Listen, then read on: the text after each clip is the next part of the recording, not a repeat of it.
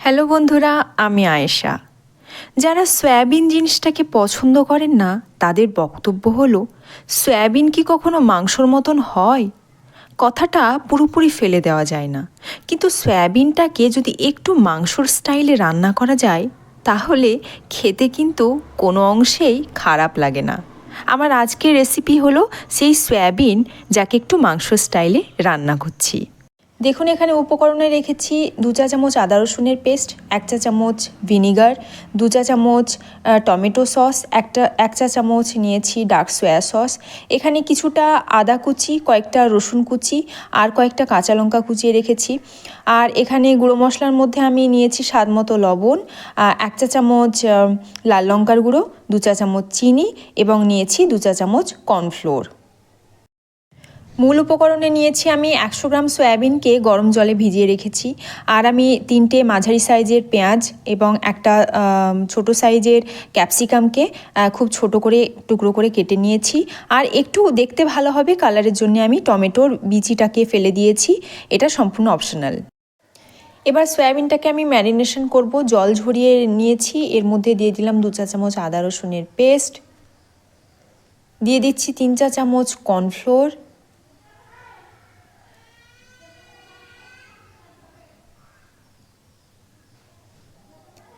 এরপর দিচ্ছি স্বাদ মতো লবণ,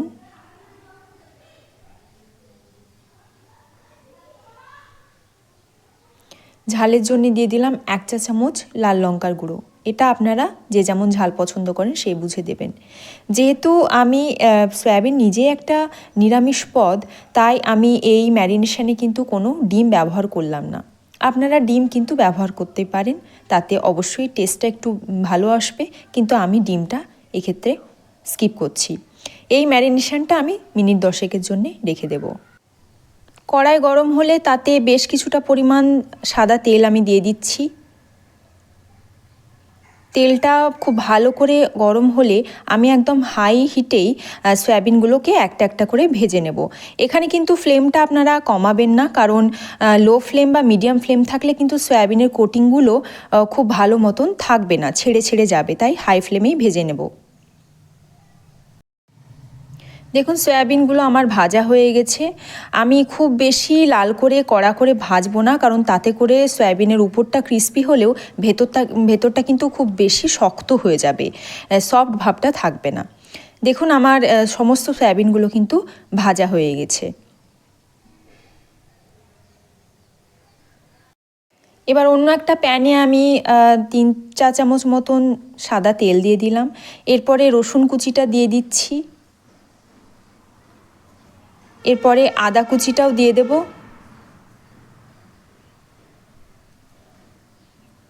এরপরে আমি একটু রসুন এবং আদা কুচিটাকে তেলের সঙ্গে ভালো করে কয়েক সেকেন্ডের জন্য নাড়াচাড়া করে নেব। এখানে খুব বেশি আমি এই রসুন এবং আদা কুচিটাকে ভাজবো না, তাহলে স্বাদটা ভালো লাগবে না।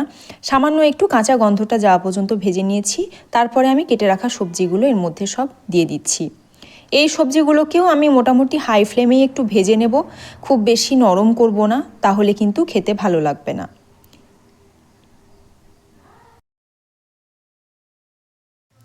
এরপর 1 চা চামচ ভিনিগার আমি অ্যাড করছি।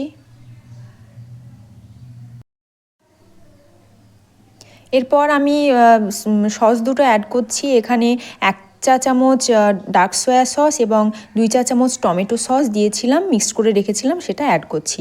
আমি 1 চা চামচ ডার্ক সয়া সস ব্যবহার করেছিলাম এবং তুলনামূলক টমেটো সসটা একটু বেশি ব্যবহার করব। আমি মোটামুটি টোটাল 3 চা চামচ টমেটো সস এখানে দিয়েছি। এরপর কেটে রাখা লঙ্কাগুলো দিচ্ছি। আমি টোটাল 4টে লঙ্কা কুচিয়ে রেখেছিলাম, দিচ্ছি। আপনারা যে যেমন ঝাল পছন্দ করেন সেই মতো লঙ্কা অ্যাড করতে পারেন। এরপর ভেজে রাখা সয়াবিনগুলো দিয়ে দিচ্ছি। সয়াবিনগুলো দেওয়ার পরেও আমি কিন্তু হাই ফ্লেমেই সমস্ত সবজিটার সঙ্গে সয়াবিনটাকে খুব ভালো করে মিক্সড করে নেব। অ্যাড করলাম স্বাদ মতো লবণ। রান্নাটা একটু মিষ্টির স্বাদের হবে, তাই আমি 2 চা চামচ চিনি এখানে অ্যাড করেছি।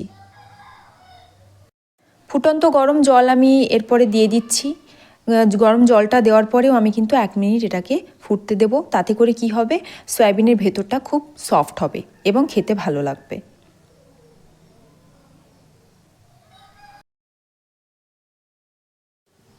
এরপর 1 মিনিটের জন্য আমি মিডিয়াম ফ্লেমে ঢাকা দিয়ে দিচ্ছি। ফিরে আসছি 1 মিনিট পরে। দেখুন খুব ভালো মতন ফুটে গেছে, আমার রান্না প্রায় কমপ্লিট। এ পর্যায়ে আমি 1 চা চামচ কর্নফ্লোরটাকে জলে গুলে দিয়ে দিচ্ছি, যাতে করে একটু গ্রেভিটা ঠিক হয়। আমি খুব বেশি ঝোল করব না, বা এই রান্নাতে খুব বেশি ঝোল ভালোও লাগবে না, একটু মাখা মাখা হবে গ্রেভিটা।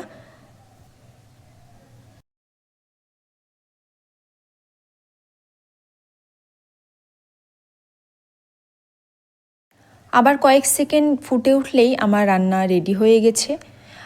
মোটামুটি গ্যাসের ফ্লেমটা অফ করে আমি আবার 1 মিনিটের জন্যে আমি এটাকে ঢাকা দিয়ে গ্যাসের ফ্লেমের মধ্যেই বসিয়ে রাখলাম। দেখুন তৈরি হয়ে গেল আমার নিরামিষ দিনের দারুণ স্বাদের চিলি সয়াবিন। যারা সয়াবিন খেতে একদমই পছন্দ করেন না, তারা কিন্তু এই রেসিপিটা একবার করে দেখুন, গরম ভাতের সঙ্গে খেতে খুবই ভালো লাগে। আমার এই রেসিপিটা কেমন লাগলো কমেন্টে আপনারা জানান। আমার চ্যানেলটিকে সাবস্ক্রাইব করে রাখবেন। ভালো থাকবেন। নমস্কার।